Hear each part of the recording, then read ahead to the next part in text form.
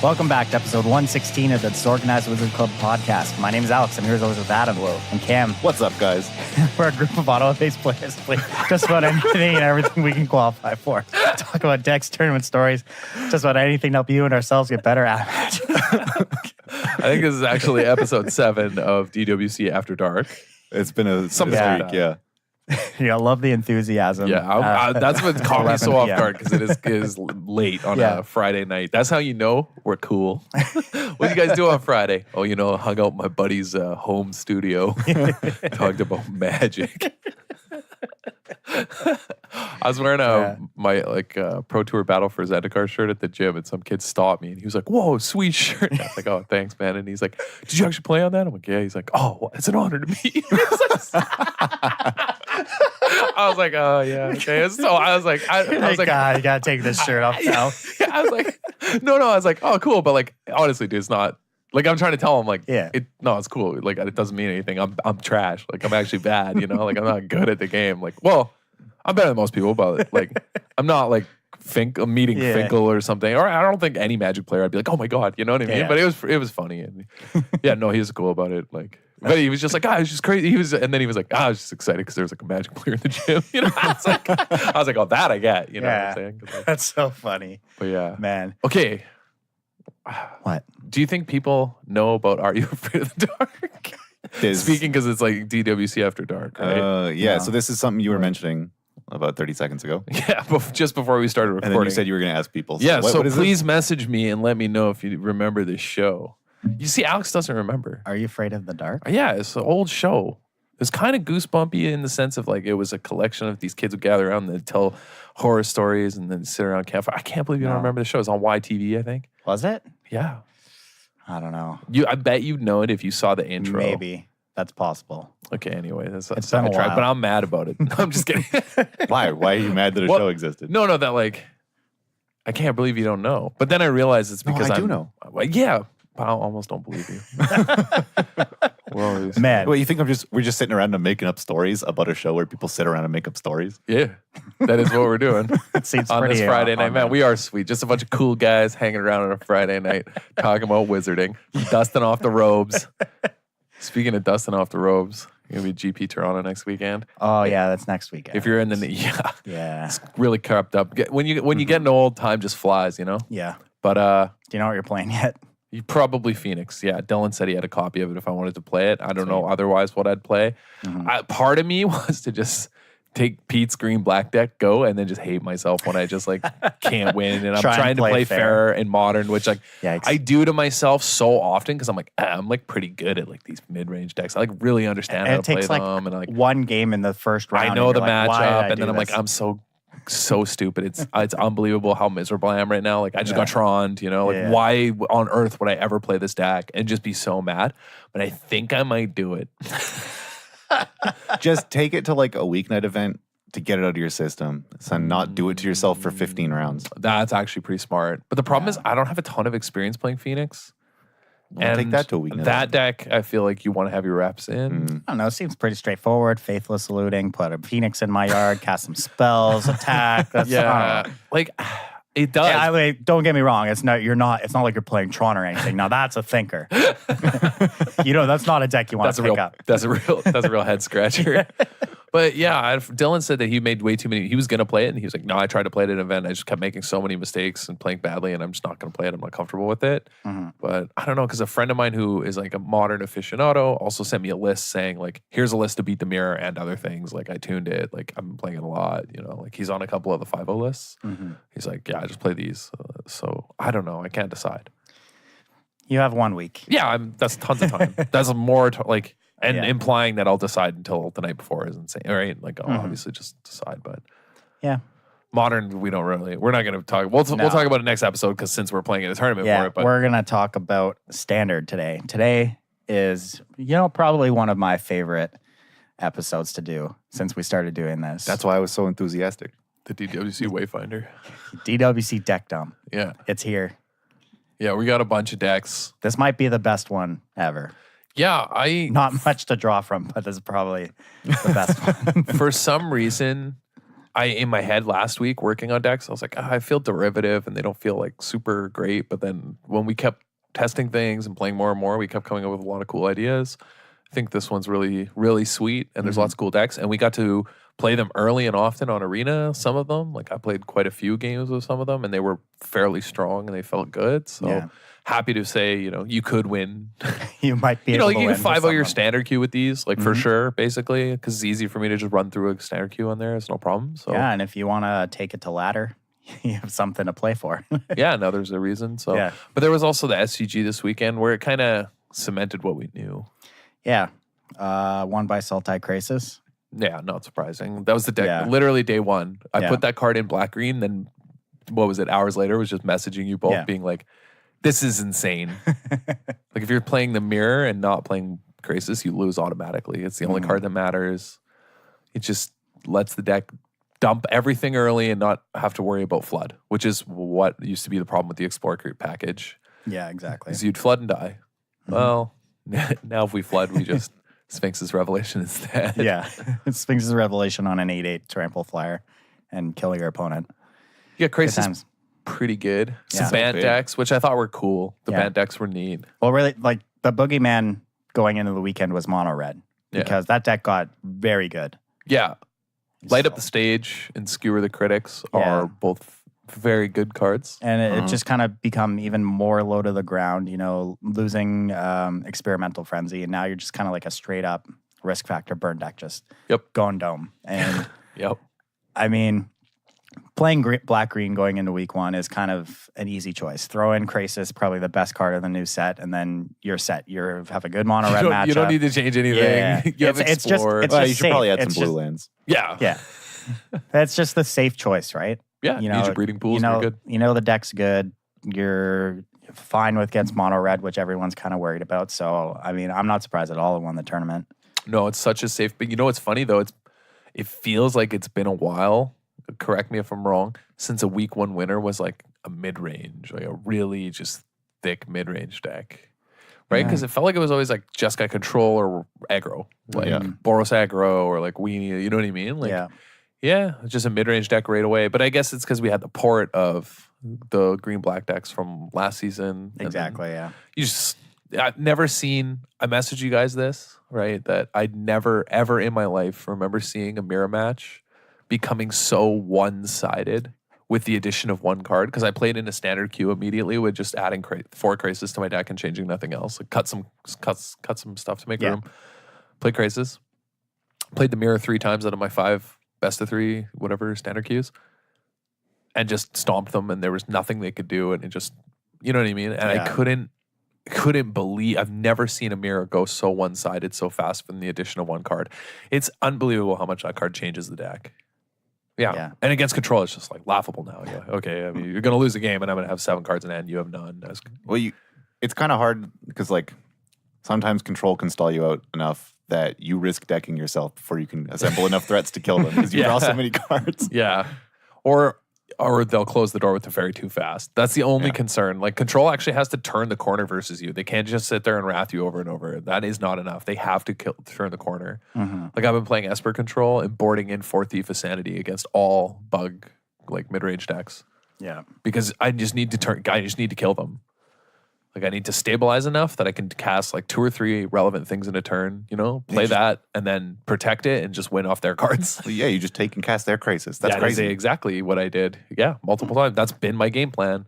I got a guy who like played like a Vivian and had left Find Finality on top, and I had a Thief of Sanity. I was like, okay, like minus, put your Vivian, bottom 3, like attack you for 2.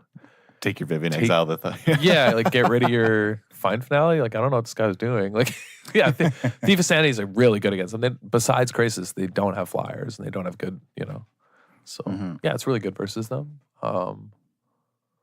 So yeah, you got to turn the corner is all I'm saying versus the bug decks. You can't just sit there and grind them out. You cannot grind them out. Yeah. Same thing with Control versus Red. You also just can't wait. They play enough burn now that they'll just dome you eventually. You need draw like risk factors. You'll have to give them cards, and then they'll kill you. Yeah, you need to turn the corner. You need a way to do it. So people will find ways. I bet Control becomes very, very good in the next month or so. I mean, it was a lot of Esper Control had a pretty good weekend too. Oh, and also one of the best performing Moto decks. It's very good. Yeah. I think it put 2 copies in the top 8, and then it won the Classic. Yeah. Yeah. No, it's still very good. I'm just saying that they have to win with the Fairy or Chromium very quickly is all. Yeah. They have those cards, so they can win. I'm just saying, that's Absorb helps a lot too. Yeah, Absorb helps. Your game plan, though, can't be just sit there and goof around. Yeah. You got to know when to turn the corner. This is just a control tip, you know? Yeah. Anyway. But yeah, we got so many decks to talk about. But before we jump into these decks, if you want to follow along with us, we're going to have all these decks posted on our Twitter page and our Facebook page. So every single list we talk about during the show, you'll be able to find it there. So you can kind of follow along. All of the lists have sideboards as well. And they'll also be all formatted into Arena formatting so that you can just copy, paste, and go. Copy them if you want to export the deck lists. Yeah, we used MTG Arena Pro, so all of our lists are able to export right into Arena, so you can load them up. Yeah, if you want to try them out. Yeah. Exactly. So you can just follow along. If you're listening, though, we'll talk about what is in the deck as well, so people who are just listening, don't have to. Yeah. Or if you're not playing on Arena and you want to get some of these cards to play paper events, let me tell you a great place to get some. Where? WizardTower.com, your source for Magic single needs. Free shipping on singles in Canada. Great sponsor of this podcast. Your source for all your paper Magic needs. Yeah, apparently F&M there tonight was packed. Oh, yeah? Yeah, they're trying the new draft format. Yeah, best of 1 rapid drafts. It's like 20 minutes. Yeah. Time rounds. That's kind of cool. That is cool. Also, lately, though, apparently the store's just been doing well. Sorry, I should say F&M has just been doing well in general. Think about, like new Arena players just go play paper too. Yeah. Paper Magic still rules. Exactly. Yeah, I've been wishing I could be playing more, but just busy time. Yeah.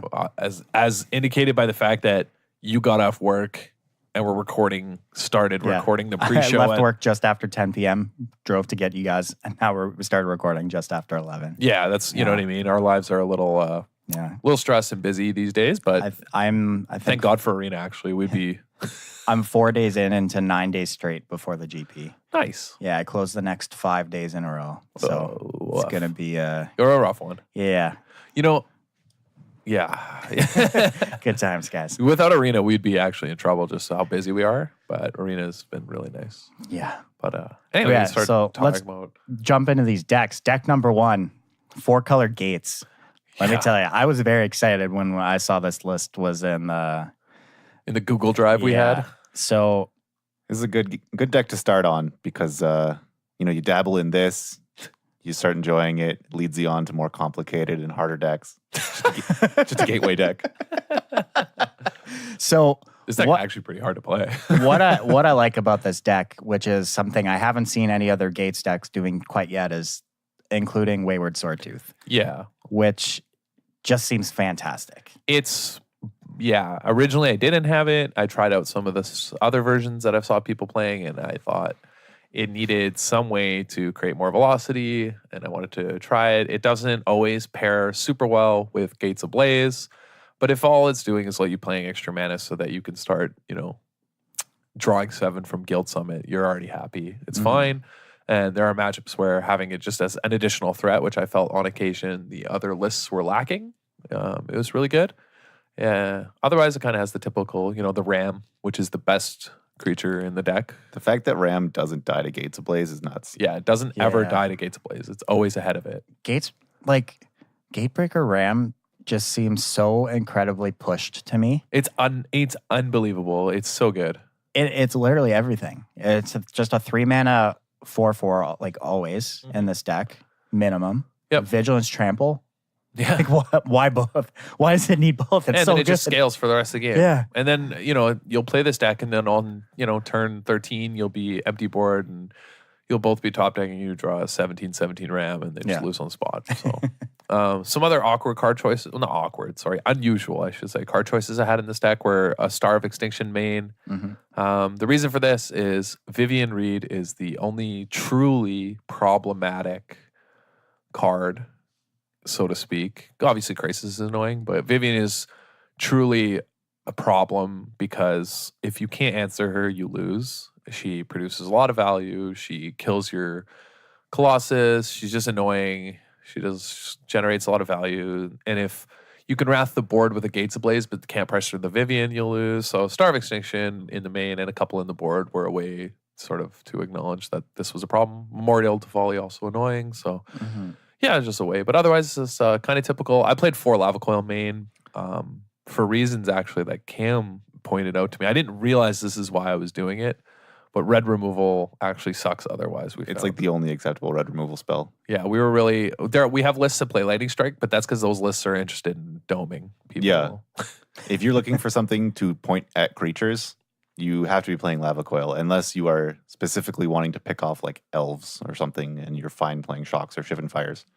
But otherwise, like all the things you actually care about, like Gatebreaker Ram, you just said, it's usually a 4/4. Right. Gruul Spellbreakers are a 4/4. Wild Growth Walkers are usually 4 or 5 toughness. Like all the things that actually matter in this format, Angel of Grace, etc. Like they're all 4 toughness. Lightning Strike just isn't good enough as creature removal anymore. At least that's what I felt. And a lot of times you just get ground out with Memorial, Fine Finality. But yeah, hitting an Angel of Grace with a Lava Coil, there's a bunch of reasons, you know. Midnight Reaper, I think, is a pretty strong card right now in Standard. Has been. That's another reason. Judith decks are another reason. So there's a whole host of reasons actually that I had the Lava Coils over any other removal. So yeah, I like the one of Expansion Explosion. I like Star of Extinction. Yeah, that card was good in a lot of matchups. Like it saved me one time when a guy post board. I had so not in this list, but in a list I was playing, I had 2 Ral Zarek, which I think if you're listening to this and looking at the sideboard, I would switch to adding 2 Ral Zarek to the sideboard because you cast a lot of spells and Ral Zarek's a way to get Niv Mizzet. Yeah, maybe we'll just switch it when we. But yeah, anyway, like up, but the whole thing with Expansion Explosion was a guy went to kill my Ral and I had no way to kill his Teferi. But Vraska's contempted my Ral. And I was like, oh, thank God. Like, copied, with the Expansion Explosion, got his Teferi. I was like, whew, because the thing was going to ultimate and kill me for sure. All right, one deck building question I have. So I think I counted correctly. You're only playing 17 gates. Only. Yes. And so Gatebreaker Ram always survives Gates Ablaze, but you've made it impossible for it to survive. One-shot them? No, to survive Star of Extinction as well. Oh, and it doesn't one-shot them. Right, and you also can't one-shot them. Okay, my bad. Maybe we should take over the basics. You should add one more gate so that Ram can be a 20/20 and call it One Punch Ram. Okay, sold. Sold. Absolutely sold. I actually, looking at the mana base, I kind of feel like it could use a few more blue sources. Just for the growth spiral. Yeah, it can be a bit awkward. The mana, I'm not sure. I haven't been happy. So anyone listening, the mana base you'll have to play with or run it through like one of the simulators because I've been too lazy to figure it out and I've just sort of been playing with different versions. So we'll make it better before we post it. Sure. I think on Arena lately I'd been trying one Gateway Plaza or 2. Which I know is miserable, but you don't do anything on turn 2. Yeah. So just paying 1 to have it, and then it makes all your Plaza of Harmony tap for anything. Exactly. Was pretty good. So there are lots of ways. I don't know if I'll fix or change, but yeah. Anyway, there's lots of options the way you build this deck. The sideboard is super sort of up for debate. You can change. Gateway Sneak. Have you been impressed with that card? I got smashed by it. Yeah. Oh yeah, dude. It's mono unblockable. It's nuts. Like, you never ever block. I didn't think it would be as good as it was. No other lists play it, and I was like, I gotta try this card. Yeah. He had to stop attacking me because he was going to deck himself. I was like, I just got to one-shot him with a Ram here. I gotta quit drawing cards. But so on the play against Black Green, I brought it in, not on the draw. But they can on the play, they can't. What are they going to do? Waste a Chupacabra on it? Sure, man. Like, now I just play Ram and you're dead. Yeah. And it just sat there and drew cards. Against Control, it's similar. It's just an annoying threat. Like, there's a lot of matchups where it's really, really obnoxious because it's always unblockable. So it's either a 1/3 on defense, which is like not really great, but it sometimes can block Explore things. But yeah, so. Yeah, cool. You wouldn't think it'd be good, but it was shockingly good. Yeah, I love this deck. I actually think Gates is super powerful and just no one's really quite figured it out yet. Hard agree. I think that it's very strong. Like you said, Ram is just pushed. Archway Angel makes the mono red matchup hilarious. Yeah. You just need to get to 6 mana because you have 2 in the sideboard, so you have 4 in the 75. Yeah. And it can't win. Yeah. Because you have, let's say, 7 gates in play. Yeah. And then that's it. That's all. all. You gain that's 14 and you have a 3/4, which 4 toughness is hard for red. They just lose on the spot. Yeah, so. it's the magic number, right? Yeah. So. But all right, moving on. Deck number 2. What we got here? Teamer monsters. Yeah, Teamer monsters. Gruul monsters, Splash Crisis. Yeah, it's just red-green monsters splashing Crisis. You need a way to refuel in this world right now. Yeah, I like it. Pretty clean. Llanowar Elves, Incubation Druid, Lightning Strike, Growth Chamber Guardian, Spellbreaker, Phoenix, Vivian Reed, Skargan Hellkite, Ravager Worm, Crisis. Yeah. Just give it to me. Yeah, no really good early threats unless you get him with the turn 2 Spellbreaker. But that guy's huge. Of note, like going back to our point about Lava Coil versus Lightning Strikes. So like obviously this deck's more aggressive. The Lightning Strikes, you kind of want them to be able to go face. But if you're playing against decks like this, Growth Chamber Guardians at some point will be a 4/4. Spellbreaker's a 4/4. Rekindling Phoenix needs to be exiled. Hellkite's a 4/4. Sometimes. Like Strike just isn't good enough against any of these creatures. Yeah, we played Strike in this deck because we have 4 Skargan Hellkite and 4 Rekindling Phoenix in this deck. And so we knew we could chip in the air for damage, and occasionally the strikes would just kill them. Or you could hit a Vivian for 4 and then finish it with a strike. Like it came up that would be probably more important because we're flying, like zooming. Like we didn't need lava coils. But there is an argument if the meta changes, you would have to make that change. But we tried this out. Of note about this deck, I didn't think Skargan Hellkite would be good, but it turns out with Phoenix in the same deck, it's pushes a lot of damage in the air. I've been really liking that card, actually. I was surprised. I've been really impressed with it. Especially if you can just like leave an elf or an incubation druid back to chump so that you can win the race. Yeah. So I really like this list. My only thing I'm unsure about is the 22 lands. Yeah. My immediate inclination is to add at least one. Yeah, I know. I had a really tough time finding room. You know what I mean? And this was one of the strangleholds, I think, right now in standard playing green decks is like, if those Growth Chamber Guardians, the Gruul Spellbreakers, and the Incubation Druids were the Explore package, I think we'd be fine with 22 land. Completely fine. Because we have Llanowar and all the Explore guys. Maybe a 23rd or 24th, maybe. But yeah, no, this mana base or this deck is very greedy on its mana. And if you were to cut anything, I would say you probably cut a Ravager Worm and a Vivian. That's my immediate and go to 24 response. land. Yeah. But I kept getting lucky and not having really mana issues because Incubation Druid was really good. Yeah. But because I'm playing 8 mana dorks, so my thinking was, okay, this is about 24 land. But you really want to make sure you can cast Ravager Worm on time because that is how you punish people who are playing one creature at a time. Yeah. Because that card's crazy. Yeah, I agree. I've never had a situation with that card and it not just be absolutely amazing. It's awesome every time I play it. I've been very, very impressed with it, and I haven't been seeing it in a lot of deck lists so far. It's 6 mana, which is a lot, but you know what? It's in green. We'll find a way to get. We'll make it happen. We'll make it work. It's the green Chupacabra. It costs 2 more, but it's bigger. Yeah. It's just good in every matchup too. Like haste is good against control. It incidentally blows up his Kantas. It picks off Flip Legion's Landing. It fights anything. Yeah, it was good. It was something that we were pretty impressed with. But yeah, I think maybe even before we post this, make the change to 24 land. Yeah. But yeah, it's such a tight squeeze, man. It's one of the weird things in standard right now. Like with Growth Chamber Guardian versus Explore package, like which one's the best? I think it's the Explore package is the best. But I think we could see a time where you want to Squadron Hawk people, like you want to accrue value of just raw cards. But we'll see if that happens. But yeah, it depends where we really go. Because Mono Red, it did okay this past weekend, but it didn't have the powerful showing that we thought because everyone was ready for it. Yeah. So it'll be interesting to see if people start skimping on the hate a little bit going forward or whatever. But I wonder if it's just which time of the game you want to lean on. Because Wild Growth Walkers are nuts on turn 2 when you can follow them up with a bunch of Explore guys, but they're bad top decks because you can't put that effort into them. Whereas Growth Chamber Guardian and to a lesser extent Incubation Druid are fine top decks. Yeah. So exactly. Also Cindervines in the sideboard of any red green deck. Whoa. I had Rhythm of the Wild and I just got rid of it. I was like, nah, I'm good. Cindervine's just gonna kill every control opponent, no problem. It'll kill the Nexus decks. Whereas Rhythm won't kill them. It's a must answer card from the Nexus Reclamation deck. Yeah, I just have 4 Cindervines up for control. I'm like, this is good enough. They can't beat this card. Yeah. So this one's an interesting one. Next deck. Jund Elves. Yeah, you wouldn't think this deck would be good. It's probably not great, but it would definitely won. That's my first thought. It doesn't look great. It doesn't, but then it kept winning matches where you wouldn't think it should. So it started medium, just mono green elves. And that sucked. Mono green elves is awful. Yeah. Black-green elves, better. And then the red was kind of free to add for just some sideboard cards, the Banefires and Bedevils. But just as like a Black-green elves main deck, Poison Tip Archer does a lot because you get to a point where you can't really attack because you just have a bunch of elves, but you have a lot of elves because you draw a lot of cards. And now you can't get Wrathed or they'll die. Mm-hmm.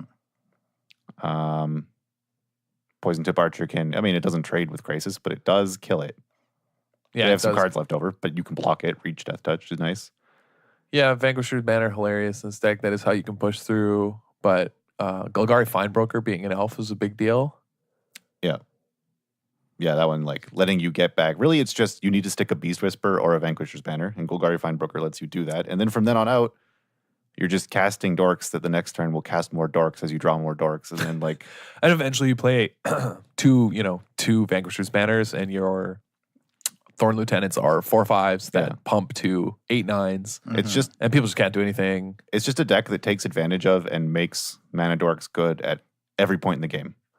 Early, they're giving you a lot of velocity. Late, they're 3/3s or 4/4s. Yeah, so this deck is not possible. I think last season when people tried, you saw a lot of people trying really bad Elves decks. Mm-hmm. But I think the addition of Growth Chamber Guardian and Incubation Druid changed the deck. And you don't actually play it like some sort of really fast Elf deck. You're actually just trying to commit and gum up the board and whatever because you're playing Finebroker and you're playing, you know what I mean? Post board, you have Bedevil. And the number one thing that changed matchups was can't be control with mono green elves. You just can't. Mm-hmm. But post board you have Fortress, and it's very easy. You get the Banefires too. You get Banefires, you get Vivian Reeds, and Biogenic Ooze. Which I really like the Biogenic Ooze just because it's an amazing mana sink. It's an incredible mana sink. It's kind of what I was looking for in the main deck, like because your mana sinks are, I guess, like Clan Caller, Thorn Lieutenant. That's kind of, and then just casting more elves as Incubation, you're popping Growth off. Chamber. Yeah, your mana sink is that you constantly have 5 to 6. Yeah, that's the thing. Like game one, you just snowball people out with Vanquisher's Banner. Is playing something like Endray's Forerunners not really worth it in this kind of deck? It's just like so I thought about playing one or two, but by the time you get to that spot, if you have Vanquisher's Banners or Beast Whispers, you already won. Yeah, if they don't have Wrath, they're dead, and if they do. And you have Poison Dash, they're dead anyway. So, yeah. The thing is, originally we just had black cards but for Duress, but then we realized that, again, there are only particular creatures that can be a problem, or Planeswalkers, like Vivian Reed, Teferi. Those are the only things we want to kill. So we added Bedevils and Banefires just to solve, those issues. One missing thing that is, now I realize, not in the sideboard that needs to be a Cindervines, obviously. Oh, yeah. So, because we need to add Cindervines to the sideboard. But yeah, this deck is surprisingly resilient for a goofy tribal deck that is the only tribal deck that passed our sort of our tests, you know? So. Yeah, we played this against because at first, we just tried it as mono green. It wasn't great. Had the idea of adding the black and red. Tried it again and it was better than expected. And so we sort of put it against Bug Crisis and a couple other meta decks, and it kept doing fine, and so made the list. Yeah, made the list just because it was, and it's kind of an interesting, cool, fun deck, Yeah, especially I think Thorn Lieutenant's criminally underplayed right now, so I like any deck that I see it in. I'm interested. This gets to play, when you think about it, it's it's an Elves deck, but it's an Elves deck that's playing Growth Chamber Guardian and Thorn Lieutenant. These are powerful, just mid-range, early beatdown creatures, right? So it's not sort of unthinkable that this could be a reasonable sort of mid-range strategy.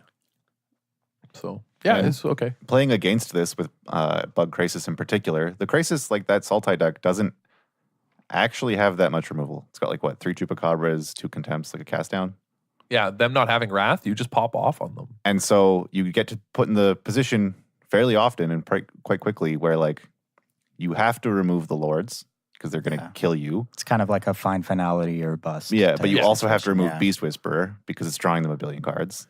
Yeah. You just don't draw enough removal spells per game to keep up. The thing is, there were games where I got Find Finality and then just Find Brokered back a Beast Whisperer. And then the next turn just started going off again, right? Mm-hmm. You just start refilling. And if you look at the mana base, there's also a Memorial to Folly. So there's ways to make sure that you have a little more recursion than I think a lot of Elves do. A lot of the tribal decks, when you look at Merfolk, it's those decks the Merfolk deck, they get Wrath, they lose. Yeah. That's it. That's the game. That's all they can do. Same with Knights. We we're like, oh, the Knight's mana is better, and you'll notice there's no Knights. Multiple times throughout like this whole process, we kept being like, yeah, but what about Knights? And then we realized that it's just it just has to play creatures and hope that's good enough, and it won't be. Right, because you play like Knight of Grace, Knight of Malice, and you're like, yeah, Knights. And then you realize this Wild Growth Walker's a 4/6, and literally no creature in your deck can ever do better than that. And you just lose on the spot, right? You know what I mean? Because that's what that's what your deck does. It's just a dumb linear creature deck. Whereas it felt like this deck had a little more play to it. So pretty interesting for a tribal deck. Yeah, interesting. All right, moving on. This deck. Oh yeah, this deck's a number. Esper Quasi Duplicate. Look, if you're gonna insist, you have my attention, sir. If you're gonna insist on playing hero decks, I want to at least have to or enjoy copying these sweet multicolored creatures that I'm playing. Sure, Quasi Duplicate maybe doesn't, pop off with hero. But on the way to casting my Quasi Duplicate, I get to play Thief of Sanity, Deputy Detention, Seraph of the Scales, Hostage Taker, Basilica Bellhaunt. You know what I mean? Yeah, Make a bunch of 1/1s and then pick which one was the best so far and Quasi Duplicate it. But I think the real sweetness of this deck is it has Basilica Bellhaunt and Vampire Sovereign and then Quasi Duplicate. So you never have to attack. You're just never short on life. You just drain them for 3 until they're dead. It's interesting. Your deck doesn't drain. Your deck's set up. No, just they lose 3. Yeah. It's actually set up surprisingly well for decks like Mono Red. Yeah. You have the Bellhaunt. You have Seraph of the Scales, which must just be a nightmare. You have your Vampire Sovereigns. Like copying any one of those is probably real good. Yeah, it's lights out. Thief of Sanity, so good versus control and other mid-range decks. Yep. No, this deck has legs. Like it's fine. It's actually not bad. I've been playing different Quasi Duplicate decks for a long time. When I'm bored, it's I ran an event on Arena. I'm bored. I'm gonna play my Quasi Duplicate deck in one for fun, and it always goes like 4-1 or 3-2, and I'm like, sweet, that was really fun. Like you want to lose. I'm like, man, this deck is sweet. So this is that kind of like. I know it's not. I mean, you can 5-0 with this. I've done it too, but that's like, whew, wiping sweat. But it's fun. Yeah. And of note, Seraph of the Scales. This is a card I think you said that you were so much more impressed with when you saw it in action than when you first read it. Yeah. And it's pretty good. It's just a lot of good rates. Yeah, you get a lot out of that card. Not much more to say about this deck, really. Just copy stuff. Yeah. Make 1/1s. It's a fun deck. It's fun. Interesting. All right. And then this guy, our one and only Prime Speaker Vanifar deck. Good old Rug Pod. Rug Pod. Definitely the best color combination for this kind of strategy, I think. I think so too. The other contender is Bug with the Explorer package as well with Muldrotha, because sacking a 5-drop and getting Muldrotha is... And then casting your 5-drop. And then just recasting everything. Kind of pretty good with Vanifar, but so most of the Rug Vanifar decks I've seen have gone red for the Rekindling Phoenix combination with Prime Speaker and then Rhythm of the Wild. No Rhythm of the Wild here, but we do have the Explorer package, which I understand. You just it makes sense. You have to. You got to buy time. You're trying to grind out. You're a Vanifar deck. You're not trying to race, so you just need to buy time. And the issue I mentioned earlier with like late game Wild Growth Walkers are sometimes not the most impressive because they're just 1/3s. Like if you have a Vanifar sticking around or you eventually draw one after your Walker, like now your Elves are Branch Walkers and then those are Jade Lights. Or if you have Jade Lights in hand, like your Elves turn into Wild Growth Walkers. Like you can just constantly fuel it if you need to gain life. Yeah. The 6 drops, 4 Ravager Worms. Love that. It's just so good. Yeah. And got a host of 5-drops. Yeah, though. I love the 5 different 5-drops: the Mesmerizing, Benthid, Skargan Helicite, Regisaur Alpha, Siege Gang, Biogenic Ooze.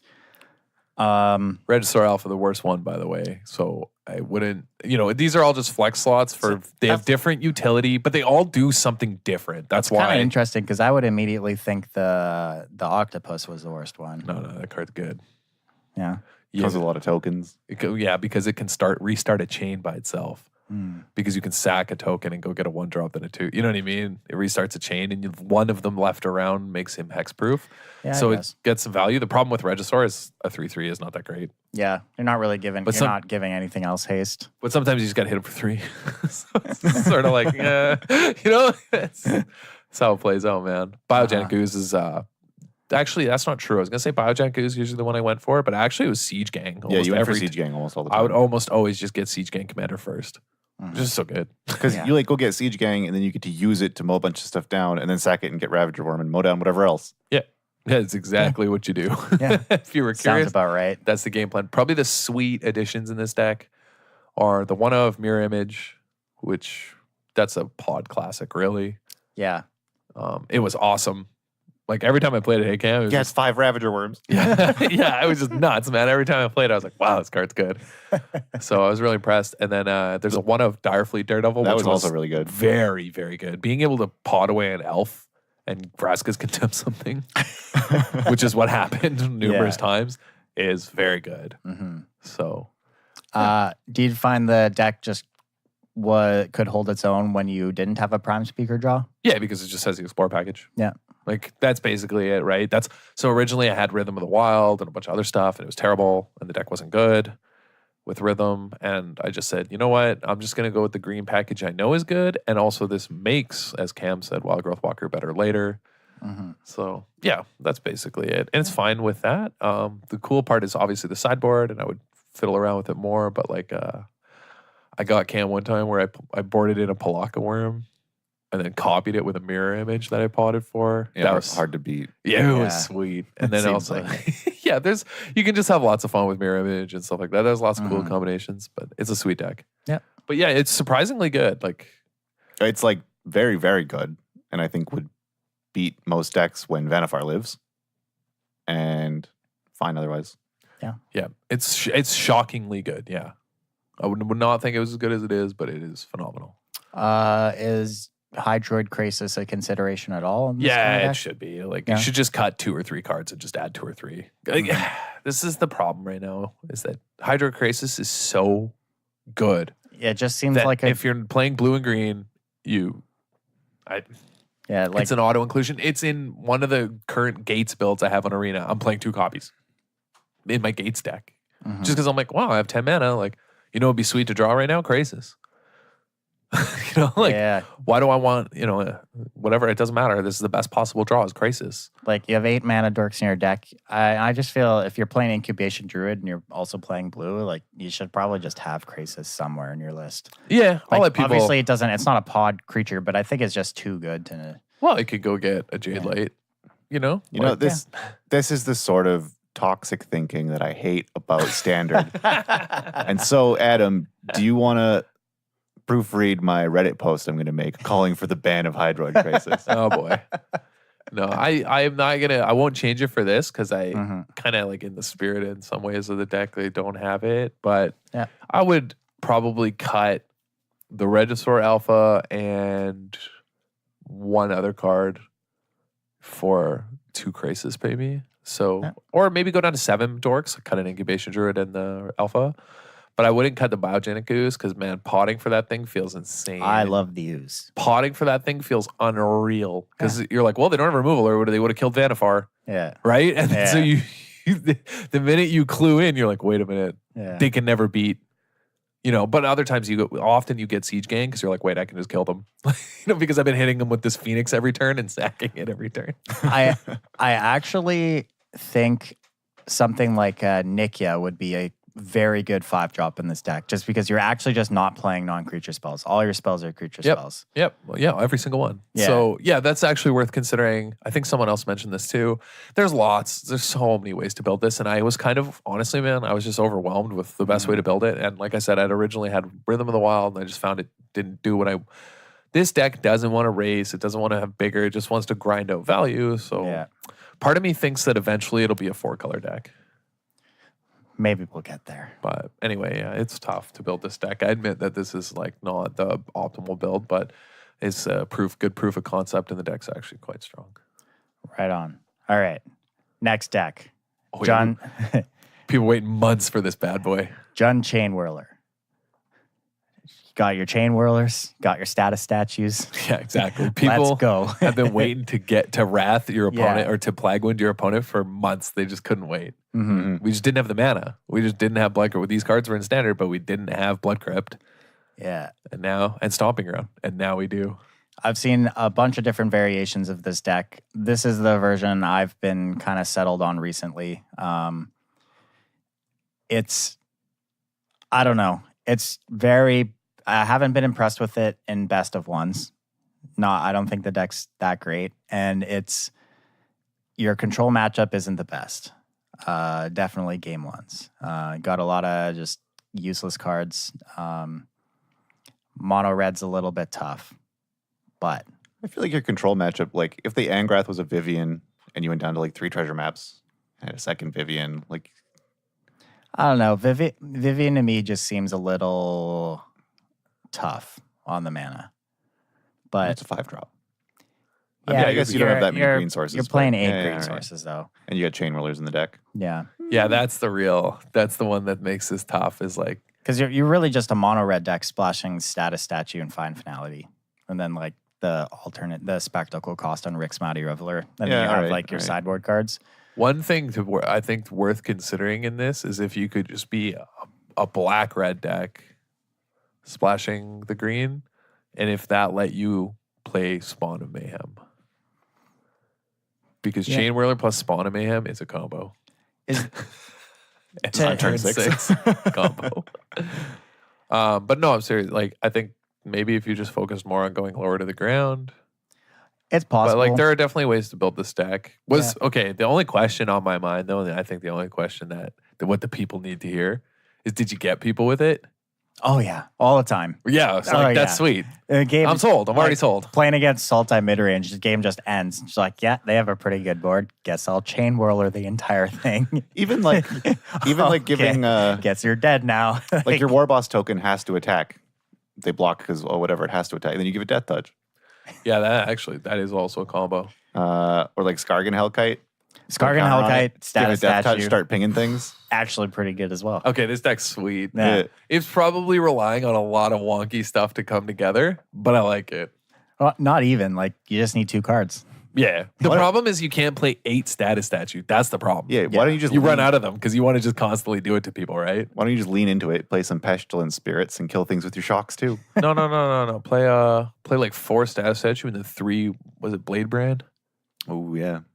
So your whole deck your whole deck is literally just designed on Plague winning over and over again. That's all you do. Are you playing creatures? You're probably dead. If you're not, I'm toast. Yeah. If you're not, I'm unbelievably dead. Yeah.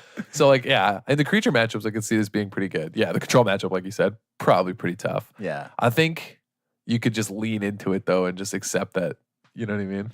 Your control matchup's just trash, but like you get to just troll everyone else. Yeah, give up on the control matchup and tune it to just like smash creature matchups in the best of 1 case. It already does that. Yeah, and just best of 1. Just there you go. Yeah. There it's just kind of miserable versus mono red. Yeah, there are definitely decks on this list where I know certain matchups, and I'll talk about them that you can't win. Like I'm like, look, like this deck is good against the meta in this way, but you ain't beating this deck. You know, we'll talk about them. But that's every deck, right? Like every deck it has bad matchups. Yeah, like I've seen versions of this deck just playing for Fountain of Renewal in the sideboard just because you got to gain life versus mono red. I don't have any in my sideboard just because I couldn't bring myself to put that card there. I just kind of accepted that mono red is you're probably not winning. Yeah. There's a deck on this list, man. We'll get to it where I almost put a bunch in the sideboard too. I know your pain because I was like, I can't. And then I just realized I was like, you know what?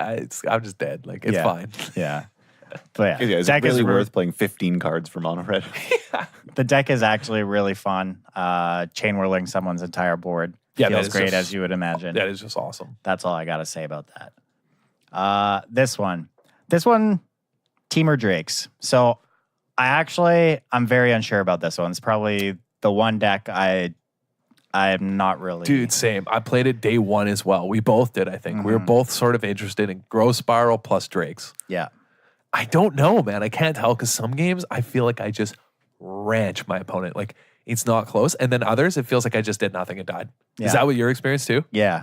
Isn't that generally how Drakes play though? Yeah, but it's like it's never been more pronounced. Like it's like you growth spiral and just pop off on them, and you have like massive drakes on turn 3, and they just do nothing. Or like, you know what I mean? Like you play like a crackling drake on turn 3, your hand is stacked, you just go nuts. And then other times, like you just cast growth spirals and like lava coil, and then you lose. Yeah, it's like you would think in theory, like playing growth spiral, so you can cast your drakes early, even like sort of ramp into Niv Mizzet seems great, but I'm just not really sure if it's worth the green splash at this point. Like I don't have any Terramanders in this deck, and I think that's probably a mistake. That was also my mistake. I think that was our mistake. They should be in there. Yeah, I just don't really know how I would fit it in without cutting the Hydroid Krasis and the Niv Mizzets.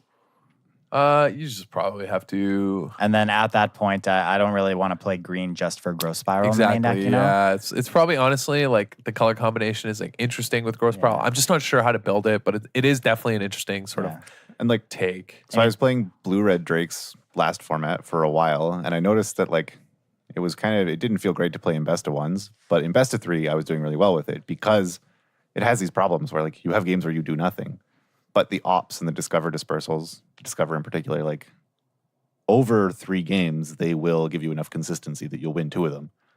And it feels like while growth spiral gives you this velocity, it's not nearly as much card selection as discover was, which the deck really, really needed. Yeah, I think to bring together all these like do nothing spells and a drake or 2. I think I agree, but it is a cool deck, and if you want to do some cool stuff and have some late game power in drakes, like if you're trying to go slower, I think it's a lot or bigger, I should say. It's pretty cool. This reminds me though, I totally forgot a deck on the deck dump, so it's going to be a Discord only for patrons. Yeah. The Grixis Theater of Horrors Drakes deck I was talking about. Yeah. Because the Theater of Horrors and Grixis Drakes is actually sweet. Yeah, we'll get that in the Discord. But it'll be a Discord if only. you want to be part of our Discord. Yeah, you feel free. Patreon. Plug. Patreon.com/DWC podcast. All patrons get access to the Discord. We have sweet DWC custom tokens. Yeah, we're going to post our next stretch goal in the next few days. I'm pretty sure we've settled on playmat. So yeah, we'll figure out the exact numbers, but a lot of cool little benefits in there. Join the DWC community. Dang right. Anyway. Yeah, next. Yeah, moving on. But yeah, moving on for Teamer Drakes. As per mid-range, I love this deck. Let me tell you. Yeah, I'm a big fan of Esper dudes. Awesome, aka awesome dudes. Pioneered by Wyatt Darby, top 8 at the SCG event. It's been streaming this deck a lot. I've kind of amalgamated a few different versions I've seen. Hero Precinct 1, great card. Really good game ones. Thought Erasure. Jesus. Card's really good. That card is just so unbelievably good right now. I have 4 in the sideboard of my Bug Crisis list, and I bring them in constantly. It's just so unbelievably good, especially in this deck. I've opted towards versions that are now... I have 2 Disinformation Campaign in my deck over Dovin's. I've just been more impressed with this card. It's just a pseudo engine. And, paired up with Basilica Bellhaunts, like, just all this incidental... hitting your opponent's hand just really adds up. And you're picking it up with Thought Erasure and Doom Whisper. That's 6 cards. Yeah. Thought Erasure, Doom and Whisper. Discovery Dispersal. And Discovery Dispersals, yeah.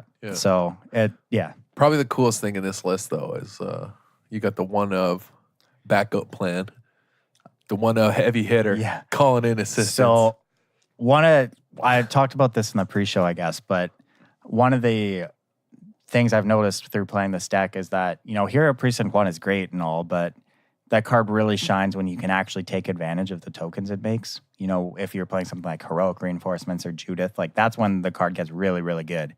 And this deck doesn't really do that. So I slid an Immortal Sun in the deck, and let me tell you, that card has always been fantastic. 2/2s are much better than twice as good as 1/1s. Mm-hmm. And I will not be shocked if this deck kind of moves towards actually playing more copies of the Immortal Sun. I think it's been so good. Yeah, I mean, Immortal Sun as a card is something I even played around in Bug Crisis, right? Because I just think it solves a Vivian problem and then just makes it so I have the Planeswalker and they don't, basically. Yeah. The only thing with that card is it's bad from behind. But otherwise, it's just incredibly powerful. Against control, it's hilarious because game 1, they just lose. Yeah. Their deck becomes non-operational, actually. Yeah. I have a 1 of Angel of Grace just because I'm really obsessed with that card right now, and I think it could actually be really good. So far, it's been good. Card's decent. good. No doubt good. We played lists with many copies. It's definitely good. Yeah. So this is kind of where I'm at. You know, the 4 Thief of Sanity, 2 Vraska's Content, 3 Bell Haunts just because mono red, I think might maybe see a little bit of a downtick, but it really just depends what you're expecting. That thing doesn't gain life. Yes, right? it does. It gains. It doesn't Basilico Bell Haunt? It does gain? Yeah, you gain 3 life. and they don't lose any. They just discard. Oh, I thought it was they drain. No, No, it's no. just they backwards, discard, you my gain bad. 3. Yeah. This is why Vampire Sovereign, the god. Yeah, it does just everything. Get you a man that can do both. But yeah, I moved. Sorry, I thought it drained. I moved the Lyris to the sideboard. I wasn't really impressed with them. The main deck just doesn't really do enough. Yeah, that card. It's like I kind of love that card in some ways, and I kind of hate it because it's always a 0 or a 10. It's either like you either just crumple them or you get fight with fired on the very last turn before you're gonna win, and Cam kills you with like a stupid fight with fire you boarded in, which is what happened to me. Like, well, yeah, because you were yelling about Lyras. Yeah, I was like, I got 3 Lyras on the board and never. I was just yelling, yeah, and then all of a sudden he just can't draw them. And then he's like, "Oh, I must have better boarded all these fight with fires." I shouldn't have said anything. So this is a tip for improving at Magic. Yeah, don't tell your opponent what you're boarding in. But yeah, the deck's really solid. Thief of Sanity, fantastic card. That card love is incredibly obnoxious. You've been on the receiving end of that card, I assume. Ugh, I usually concede. Yeah, how like hits me once. Like people always there's all these like Reddit posts, and that dude got banned for like trolling playing Nexus of Fate and stuff, right? And, like there's that hilarious Reddit post where it's like, you want like Arena saved my marriage because some guy was like sitting there getting Nexus looped and was like, I'm gonna go talk to my wife instead. But he was like, he's like, it saved my marriage because I was so bored of getting Nexus looped. It's like actually pretty hilarious. Oh man. But people complain about Nexus loop, and I'm like, yeah, but like, have you been Thief of Sanity? Like that card feels like so intrusive. You just can feel all the hope slipping out of your body as it hits you. And then it hits you again. You're like, it's like Gonti, man. You remember how miserable Gonti could feel? Yeah, they're just looking at all your secrets. Yeah, exactly. It's just somebody reading your journal. It's so unfair. Like, it's hard enough to beat my opponent's cards, but now I have to beat my own cards too. Yeah, like, exactly. How am I supposed to do all these packing things? heat because I'm awesome. You know what I mean? They just Thief of Sanity just shatters your self-confidence. It's truly sort of its titular, feeling. It's terrible, man. Being on the receiving end, but getting people with it, oh man. You're like, oh yeah, I'll take that crisis. Because what I like about this Esper deck is like what is the best card in standard right now? It's probably crisis. Yeah. Or at least the single-handed like big swinging, you know what I mean? Like just a mean mad flying snake. It's definitely crisis. So like this deck can cast crisis even though it plays none. It has Thief of Sanity, but also Hostage Takers. Yep. Also, if you're looking for a leg up in the bug mirrors of your Golgari, play Thief of Sanity in your sideboard, by the way. A lot of these crisis, none of the bug crisis decks do. All the BG, like Explorer crisis decks, none of them play Thief of Sanity in the sideboard. You should be doing this. And you should also consider some number of Hostage Takers. 3 Chupacabra, 1 Hostage Taker. Make room for a Hostage Taker because that's also extra crisis. Yeah, and it's the mirror breaker. Yeah, and so I like this Esper deck because it deals with crisis. It's like a safe, like Hostage Taker is a super safe way to tag crisis because like you get to cast it, which is nuts. But if you don't get to cast it, they don't get anything back. Exactly. Yeah. So other than all the cards as far as standard notes of why and teching out for beating known decks, this Esper list is phenomenal for it. Yeah, I've been very impressed with it so far, and how good is Mortify, by the way? It's just the best. It's awesome. Just so unbelievable. I play so many. I play 3 or 4 copies in every Esper control deck I've tried, and every time I'm like, dang, this card's good. Like, it just always comes in clutch. Like playing against control, you're like, oh, I'll just tag that search.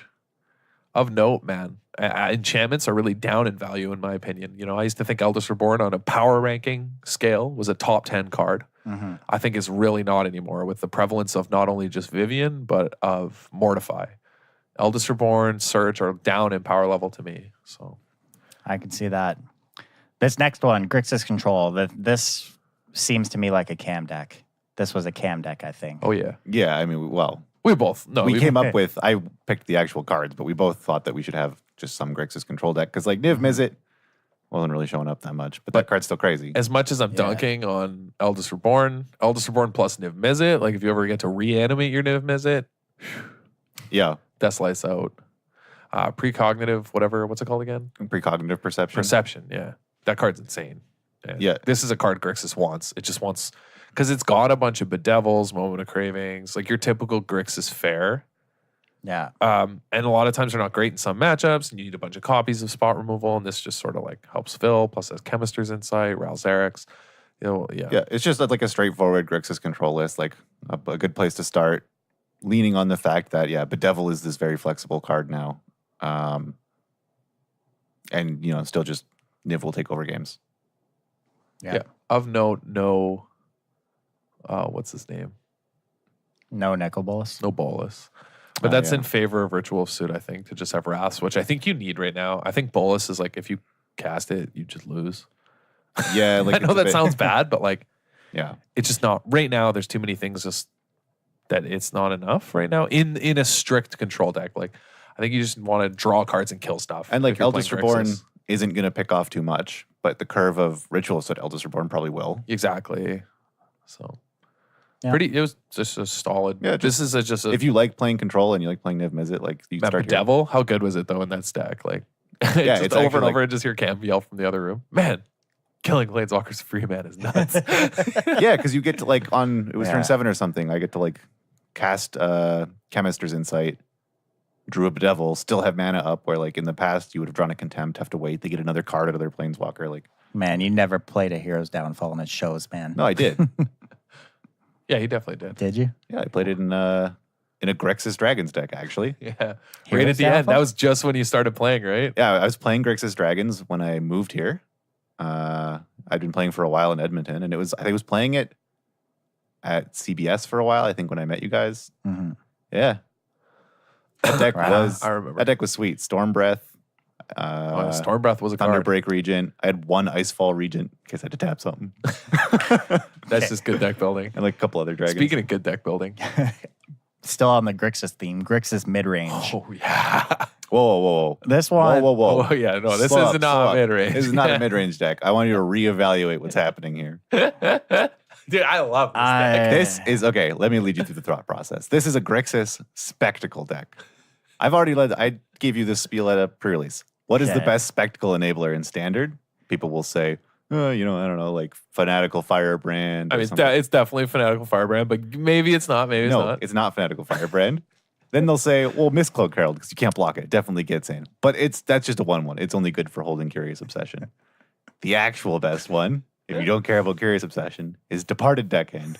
Because 2/2s are better than 1/1s. It makes your other huge dudes unblockable later. And it's just always going to get into turn on Spectacle. The curve of Departed Deckhand into Spawn of Mayhem, that's crazy. Yeah, that's a lot of damage. Trust me, I was on the receiving end of not that curve. It was of Siren Storm Tamer into that idiot into Spawn of Mayhem. Yeah, Siren And I was Storm on the Tamer. draw and I played like a Wild Growth Walker. I was like, Siren Storm Tamer also like a good Spectacle enabler so that your Skewer the Critics can pick things off early so that your Spawn of Mayhems are faster. And then, you're just playing a bunch of flyers. Like, you're going to get in the air with Spawn, Phoenix, Bolas, and Doom Whisperer. Yeah, this deck plays 4 Bolas, Doom Whisperer. Yeah. Like it looks so clunky and bad until it just dunks you and you're like, wait, what just happened? Like, I can't kill these Spawn of Mayhems. Right, that too. Like, if you do Spectacle out of Spawn of Mayhem later in the game, you can hold up your Siren Storm Tamer. So, like, now you have this very efficiently costed 4/4 that they have to spend a bunch of mana trying to kill, and you get to counter. Yeah, it's really annoying. Spawn of Mayhem is an actually insane card. It's not great on D, though. If you're behind, it's just going to kill you. So, it's a deck that is good with a lot of velocity, but it also, like, helps you do that by getting out of the gate quickly, refueling with, or getting a bunch of cards with Chart a Course. Yeah. And, like, then bolusing away their answers. Yeah, so I did lose a game to this deck, very late game, because you just flipped a Bolas as well. Yeah. And I just lost. So, yeah, pretty interesting deck. And it actually, we've played it a lot, actually, over the course of, like, a couple weeks. Like, it just, like, would randomly throw it into the contenders, ring. And it always did well. Like, you wouldn't think it would, but, man, Bedevil, Spawn of Mayhem, all these cards. And, like Cam said, Departed Deckhand making other big guys unblockable is actually really annoying. Yeah. Really, really, really annoying. It wasn't a deck that we spent much time tuning beyond the initial list. This was one of the more. This was definitely just a proof of concept. Yeah. I like my first immediate enabled easily by unblockable guys. Thoughts was just cut Skewer the Critics, play Lightning Strike if that's what you want. Well, no, it's a spectacle deck. Yeah, but I We're don't on know. theme, man. Come on. Were you not listening? It's going to be on the exam. It just seems so much worse in every way. Yeah. 1 mana is worse than 2 mana. I think the worst 1 mana sorcery. Okay, so I think the You're worst just killing things whenever. the worst card in stack's actually Legion War Boss. Yeah. Card Yeah. sucks. Yeah. I want it to be good, man. You have no idea how many decks I put it in. I put it into the Rug Vanifar deck thinking like, well, make a token, they'll sack like something. It's actually just trash. Like I want this card to be like the red-green beatdown deck. It was like, oh, of course, like turn 1 elf into turn 2 Legion War Boss. That's nuts. Yeah. And then it's like, It's not really. yeah, it's nuts in Grixis where you, and I'm talking about like Grixis control where you boarded it in and you know they don't have removal and you can like ping off all their blockers and like with spot removal and kill them with a single War Boss. Sure. But that's not how like beatdown decks play out. They don't have ways to clear the path, and making just a 1/1 and then attacking with a 2/2 and a 2/2 is not good enough for standard. It seems like it's insane, but it's actually not. That I think slot Legion could definitely be something else. Yeah, I don't know what it is. Like I just think I want Legion War Boss to be good. It seems like it's nuts, but I think it's actually bad. I'm on the same page as you. I think it has utility in as a sideboard card in certain matchups, but as a game 1 card for like aggressive or beatdown decks, it's not enough because the sort of most case is it just does nothing, or it attacks as 2/2/2s, which is like not enough for 3 mana in standard. I'm sorry. Because look at History of Benalia. That's a lot more. Speaking of History of Benalia, we got some banned tokens up next. Yeah. And before we jump into this list, I first have to say, how the hell was this deck allowed to be put together with only 3 Legion's Landings? So I did this to troll all of us involved because we always would yell through all of last season, like, can you believe these idiots aren't playing 4 Legion's Landings? I still don't believe that you did this. I did this as a joke and a shout out to our always freaking out about it. I did it to add the one of Ajani because I was mad I couldn't fit the Ajani in for one reason, and that Ajani and Growth Chamber Guardian is a combo. Same with, this was something that I thought of doing, is that cards like Growth Chamber Guardian, Incubation Druid, and I think there might be a couple others, are good they're like really good if you can get the activation from a counter going on them without having to pay the full adapt cost. And Venerated Lockstone, if you're tapping them for that, you just get to draw free cards off them. You get to turn on a free Lotus. So the banned tokens deck, but the sort of Venerated Loxodon Growth Chamber Guardian synergy is not actually the sort of inspiration for the banned tokens deck that I worked on. Actually, this deck was me wanting to see if Dovin was playable. Yeah, it answers the question of, what if Dovin was good? And then it turns out it's not bad.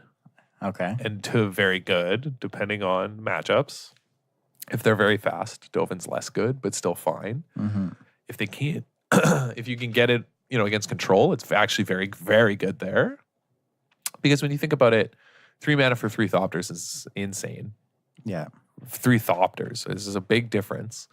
For people who are just listening, this deck is sort of typical fare, Legion's Landing, Sapperling Migration, Amara, History of Benalia, Venerated Loxodon. But the difference is playing Dovinbon and deploy, what's the other? Disperse Deploy or whatever. Depose, Deploy, which is the instant speed, make 2 Thopters and then gain life for each creature you control, which is really good in a lot of matchups, and it's instant speed. And having your Venerated Loxodon pump up Thopters is a lot better than Sapperlings. Like, this is why Dovin was better and Dovin was okay, was that the curve of, let's say, Sapperling Migration into Dovin minus, maybe we chump. So we have 2 guys, we play our land minus Dovin again, and then we play Venerated Loxodon. So now we have 2/2/2 Thopters, a 2/2 on the ground, a 4/4 Loxodon. And they have whatever, and there's probably going to attack and kill Dovin, but they take 1 billion on the crackback, and now they're in a really awkward spot. Yeah, Depose Deploys was super, super good. Yeah, I think the deck's interesting. Do you miss the kind of Splinter Twin aspect of the old green-white tokens deck with your, March of the Multitudes and what's the name of the card? Flower Flourish? No. Yeah. I was just going to say that I like how this list in particular, probably plays, or almost certainly does play way, way better against control. I mean, sideboard blue cards, negates and stuff already help a ton. But the fact that, I would board out March against control anyway, because you need a lot of creatures to make it good, where this isn't. Like, your March slots now are Deploy and Dovin, which don't need anything else to, live up to their full potential. And if you're going to pop off against, mid-range decks, you can still do it. You still have the tools here. of just Venerated Loxodon, making big guys. You know what I mean? Okay. A Johnny. Yeah, that was just kind of my first thought was you're are the basically blue trading cards like the Splinter Twin thing for killing them in the air. Because a lot of people are just weak to Thopters, man. Like they're really good. And if you scroll down, I got you covered in the sideboard. Yeah. No, there's a forest in the sideboard. Yeah. Because there's Hydroid Graces in the sideboard.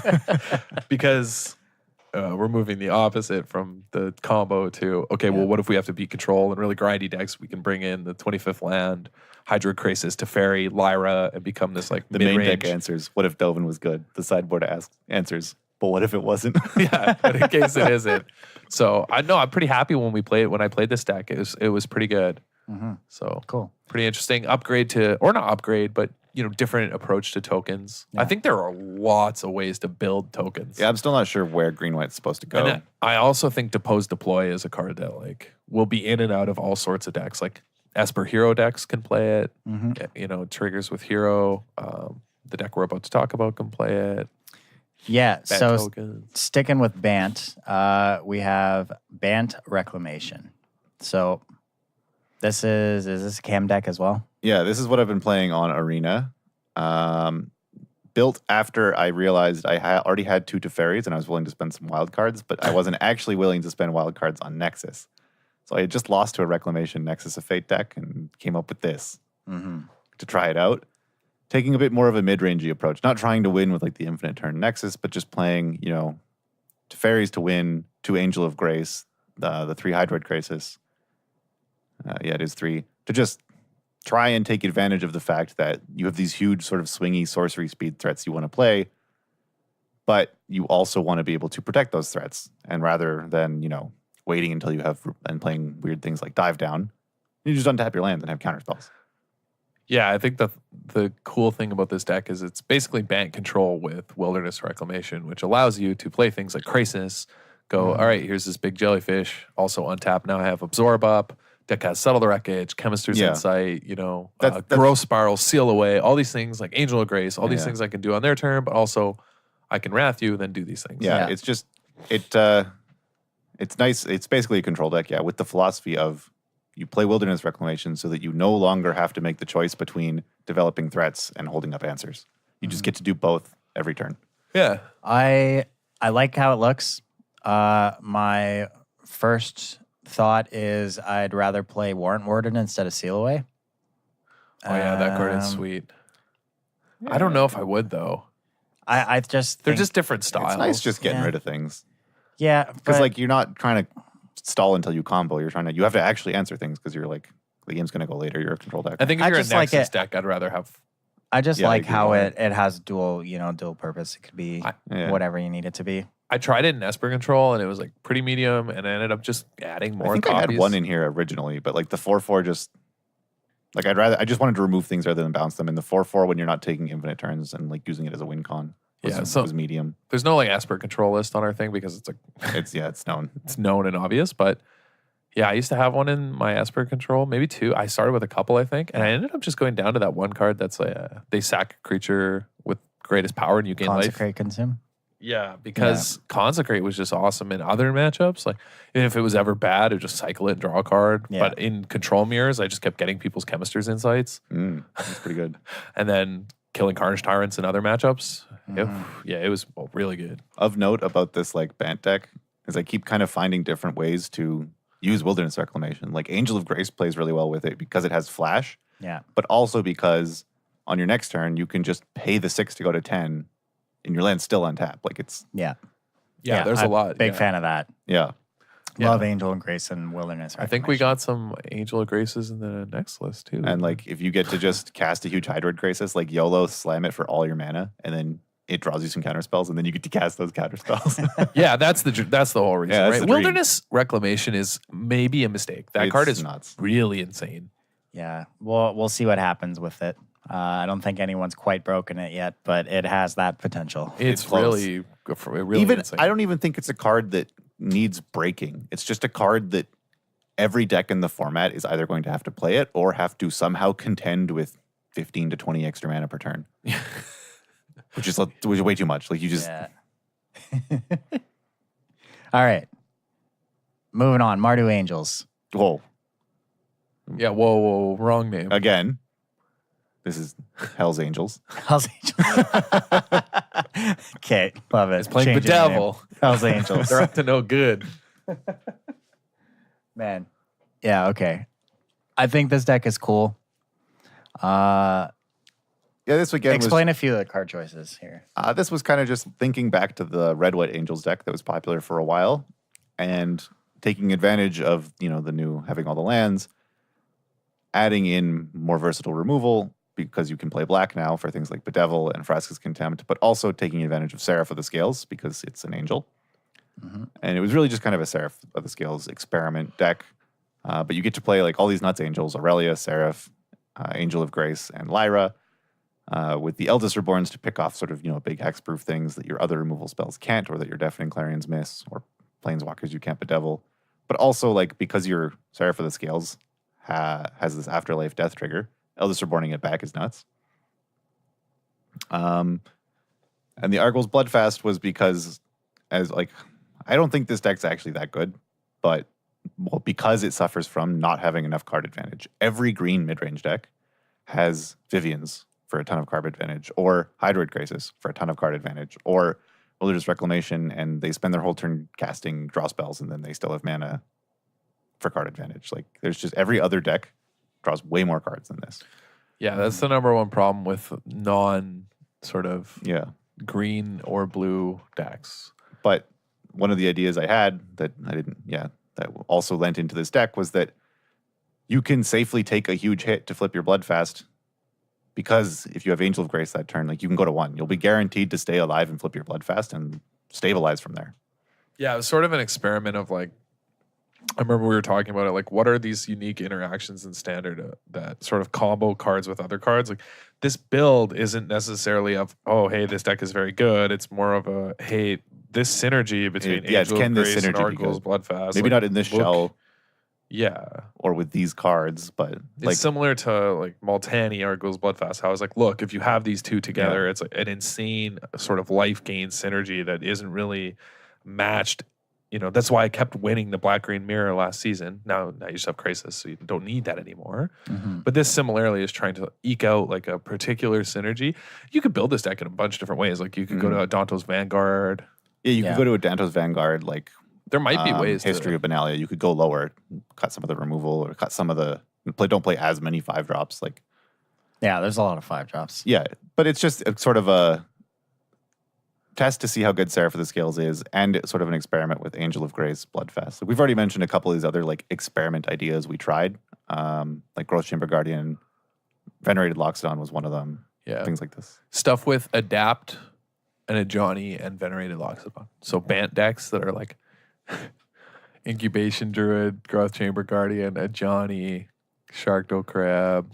Yeah, like a Johnny Sharkdo Crab decks aren't something we tried, but we thought about. Those can attack through any board. Yeah. We actually talked about this. We were like, wait a minute, like, why don't we play like Sharkdo Crab and like all these other like just straight up like Benthic, what is it called? Benthic Biomancer. Yeah. And just start like a Johnny, and just you have a Johnny, you just loot every single turn. Like, there were these sort of experiments that we had talked about different, cards and how they are sort of operate together. You know what I just thought of? So there were those Path of Discovery decks, and they put counters on basically all your creatures. Now you can also play Simic Ascendancy. Just play anything, and it doesn't matter what they do to them. You'll maybe win. You just win the game. You know what's a real kind of lucky thing for everyone, unless, so they didn't get dunked on in Standard, is that the hero, I always remember the full name. The one that makes 1/1s when you cast. Hero of Precinct 1. Yeah, Hero of Precinct 1. Yeah. I always forget which precinct he is. Because there's like White of Precinct 4 or something. Like, I don't know what's going on in all these precincts. You know the old White I'm talking about? Yeah. But anyway, Hero of Precinct 1, if those tokens had any keywords on them, yikes. Because then people could play Path of Metal and it wouldn't kill. Because currently Path of Metal kills all the 1/1s that Hero makes, right? Yeah. Can you imagine how scary it would be? Well, I think we have a deck actually with, do we? Or is it old news? the heroic reinforcements hero beatdown. Oh, yeah. That's old news. Yeah. That is obnoxious. Yeah. I don't think that deck's quite there yet. I don't think it is, but I think it will be. I don't know. I'm not going to put time into it, but yeah, anyway, we spent a lot of time talking about these weird different synergies and ways you can. Speaking of synergies, this was one. Mardu Aristocrats is a deck you guys brewed up. I don't know. I think these decks are kind of bad, but maybe you guys can elaborate a bit more. No, they're bad. It wasn't great, but it was better than I expected it But it was way better than I expected. So a lot of it was this comment this conversation I had with Phil, where he said, or Canadian Icon PCMs, my bad. Yeah. Where he said, Thank you. There has to be something with Judith, Priest, and Gutterbones, I think was the 3 cards. Yeah. And I said, yeah, maybe. I don't think so, but I'll try. And I said, I don't know that I could figure it out. There's probably so many moving parts. One thing of note is that I went down to 3 Pitiless Pontiff. And the more I thought about it after playing the deck, I was like, wait, it should be 0. That card trash. Yeah, the only thing you want to be sacking your stuff to is Priest. Otherwise, you just play out guys. So you just want to play out dudes. And the games I won, I would just play out a Gutterbones into a 2-mana 2/1 Afterlife and just start attacking. And then the spirits would hit them a few times. And then I'd play Seraph for the Scales and they'd lose to that.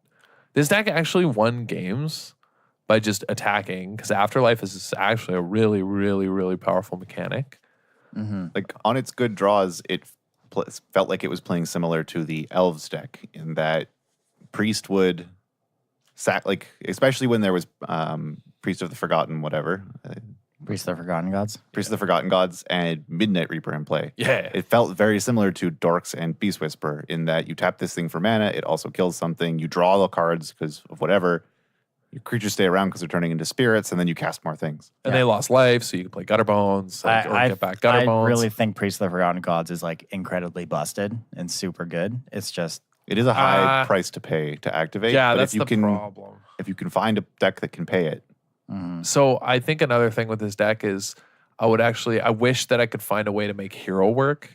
That's, I think, the next step. It's not in this list that we currently have. Like, this list still won games. It was still fine. But I think that the Aristocrats deck moving forward is going to be a deck that can play Hero, Priest, and then Judith and Imperious Oligarch, because it's 2 colors. And I know it's just a 2/1 Vigilance, but it has Afterlife 1. And that's what you're in the market for.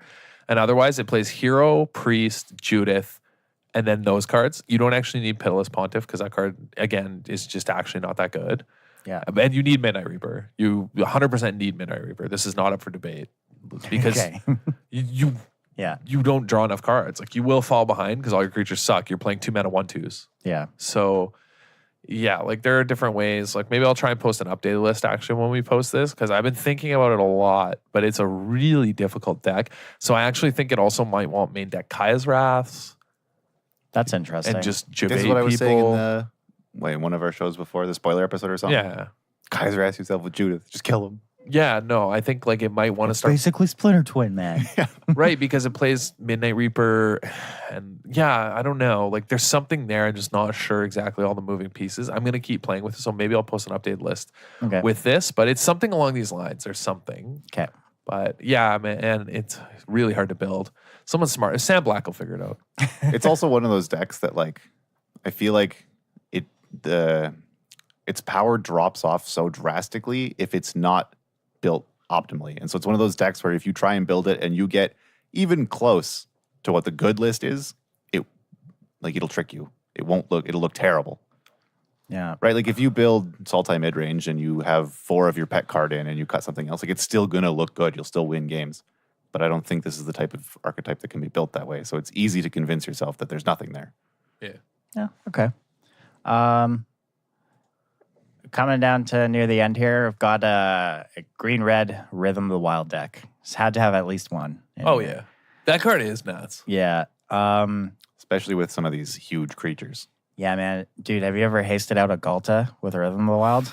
I haven't, but now I'm going to go home and do it. Let me tell you, dude. I died once to Galta with Regisaur Alpha. It feels pretty damn good, let me tell you. Out of nowhere. This list actually sweet. I'm on board with this list. It plays all the cards in red-green I think you kind of have to be playing, which is like For people just listening, it's playing, Growl Spellbreaker, Rekindling Phoenix, Skargan Hellkite, Ravager Worm, but this Rhythm of the Wild, play these guys, haste you down. Yeah. Beat you down. I like it. Yeah, threw Thorn Lieutenant in there just as like a solid card versus mono red and a good mana sink. You've got the one of Vivian just because I think that card's just incredibly busted. It's nuts. Yeah, and you're just playing dudes, giving them haste, turning them sideways. Did you consider any Ferrex in here? I did, and I wasn't sure if the mana would be good enough. Like, I don't know. I just don't ever want to be in a feel bad point where I can't cast my Rhythm of the Wilds, you know? Yeah, right. That feels like the number one problem is that, what if I play it on turn 4 and then I draw Rhythm? Yeah. That just seems, because you have to play Rhythm before you play other creatures. So, like, I definitely did, and I chose not to put it in the deck, but I could be wrong. Yeah, I don't know. It's hard. Building like red-green is an efficient, like, you know what I mean? Like, beatdown plan was hard. Hey, I don't know what it looks like, but I will tell you it involves Rekindling Phoenix and Skargan Hellkite. I think we're all in agreement that if you're on just like red-green monsters, the Rekindling Phoenix and Hellkite are the two cards that are sort of like, you have to play these cards. Yeah, love both those cards. Big fan. I do think Galta gets better if you do play something like Ferrex. Yeah. But yeah, no, Ferrex is so awkward, man. Mm-hmm. I think there's a time and a place for it, but I agree it's probably not in this deck. Yeah, I could see especially because like you have sideboard cards for sure that you also like. You have Cindervines, Lava Coil, like you have extra Vivian Reed, like you know what I mean. Like Ferrex just can make things so awkward. Yeah, so that's kind of where I'm at with this deck. It's just kind of like relatively straightforward. Yeah. Nothing too exciting. Just red, green, big dudes. Red, green, beat them down. Yeah. But finally, this is the last but deck. not least, probably one of my favorites. This deck is sweet. I really like how this one looks. I don't know how good it is, but man, yeah, when you posted this deck, I think it's pretty good. So I actually think this deck's good. I will tell you that you can't beat mono red, and there's a lot of mono red on Arena. Yeah, and you cannot win game 1. Games 2 and 3 you can win. This is Abzan Reclamation. Yeah, for people just listening, this is a prison deck, basically. This is a deck that's playing 4 Dawn of Hope. The entire basis of this deck is 4 Dawn of Hope, 4 Wilderness Reclamation. It's an answering one of these questions of like what is good to do with Wilderness Reclamation that isn't blue. Right. Yeah. And so this is a non-blue way to play with Dawn of Hope because Dawn of Hope is so close on its own to being really obnoxiously good. But it's pretty bad because it's so much mana. But Wilderness Reclamation just solves that problem. Yeah. And so this is a deck that tries to exploit that. And I was thinking about how I want to build it. And I didn't want to play any creatures. And so it's basically a control deck. And then I thought, okay, well, I'll play a 4 treasure map because, hey, you get to untap your treasure map or your treasure cove. I think treasure map is exactly kind of what this deck wants. It's amazing in this deck. Yeah. And so you get to flip. You can draw more cards quickly. It plays Karn as a sort of card advantage, backup plan, win condition with treasure map in case they kill all your Dawn of Hopes or something weird. It has double Vraska Relic Seeker, which has just been unbelievable. Like it killed a Niv Mizzet. It killed really other problematic enchantments, the ones we're talking about. You know, it can kill Wilderness Reclamation. Vraska 6 is phenomenal right now. And in this deck, you tap out for Vraska 6. It's not a big deal because you're going to untap and have your Dawn of Hope mana. It has Vraska's Contempts, obviously. Yeah. Because you need to be doing stuff. It has 4 Kaya's Wraths because, well, we're not playing creature. We're a control deck. You're never beating mono red, but you could probably beat some other creature decks. You'll beat. You will definitely Kaya's beat. Wrath. Yeah, you'll beat the other mid-range creature decks. Probably the coolest. It has Mortify. Instant speed things to do after your Wilderness Reclamation. But some of the cool interactions, apart from Treasure Cove, being able to draw multiple cards, or Dawn of Hope. It's playing one of Ethereal Absolution, so another sort of I can use this mana whenever. But probably the coolest, sweetest thing it's doing is it has 2 Profane Procession, which is a card that normally would be way too expensive. You're investing 18 mana into flipping it. Well, that's not a problem anymore. No. And we're untapping our mana, so this is just a free exile every turn, in some ways. If we're just cast a Planeswalker when we have 5 mana, untap, then, okay, exile that. You can generate a heap a heap of value. Out of Profane Procession and use it to win the game. So it's a cool list. Lots of sort of unique things you can do. The sideboard is just anti-mono red and 4 duress. I love. It's just 4 Craving, 3 Knight of Autumn, 3 Lyra. Like gotta try and beat mono red somehow.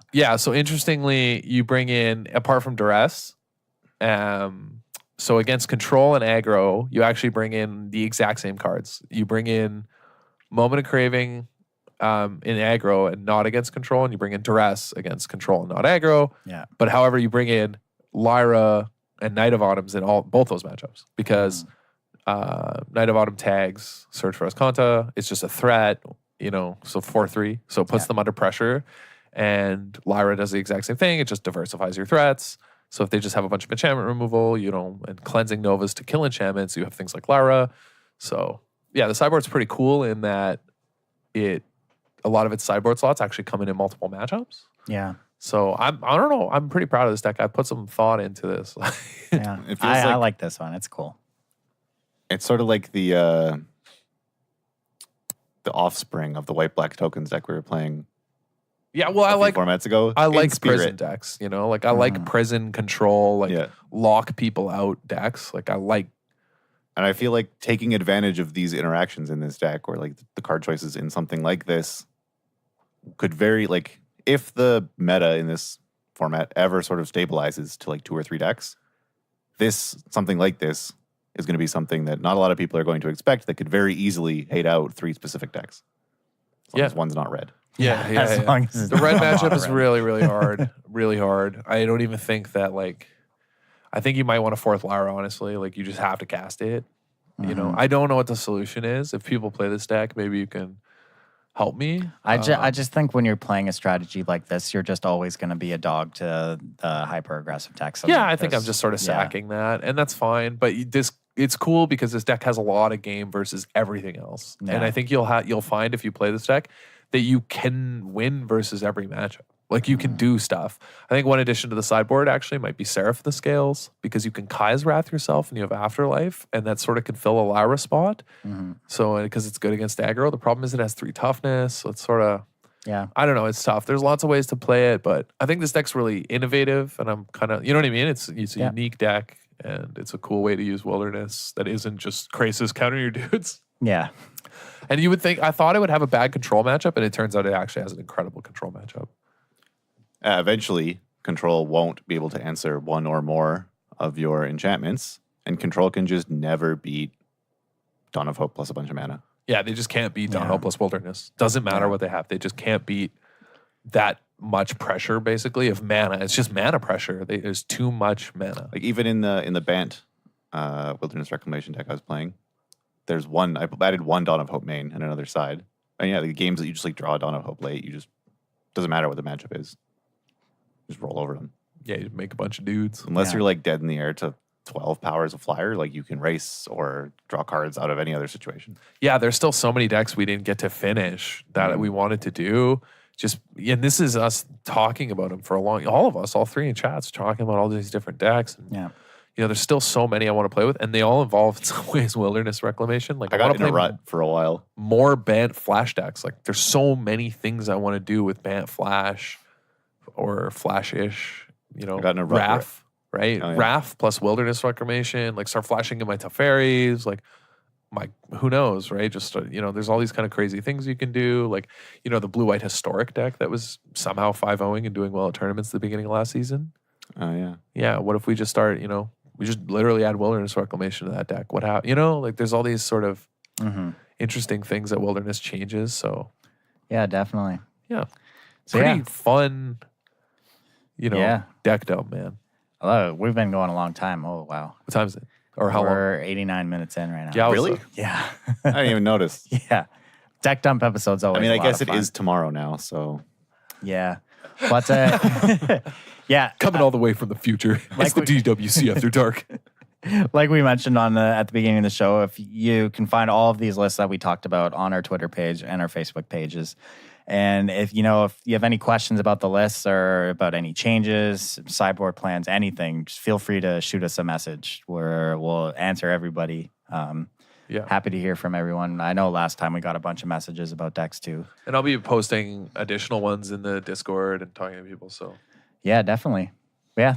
Thank you all for joining the club this week. Make sure, as always, you check out wizardtower.com for all your Magic single needs. Want to pick up any new cards for any of these sweet decks we talked about, definitely check them out. If you want to support our show, you like what you're hearing here, you can find us on Patreon, patreon.com/DWC Podcast. Lots of sweet perks, really cool community we've fostered over there in the Discord. And yeah, it's only going to get better. And come say hi to us at Toronto next weekend. Come out, have a beer with us or something. Yeah, going to be in GP Toronto next weekend, playing some Modern. And then however you listen to the podcast, whether it's on, Podbean, iTunes, any podcast app, leave us a review, share the podcast with your friends. Everything helps this show keep growing and bring it to new listeners. Thank you all for listening. We'll catch you all next week. Thanks for listening, guys. See you next episode.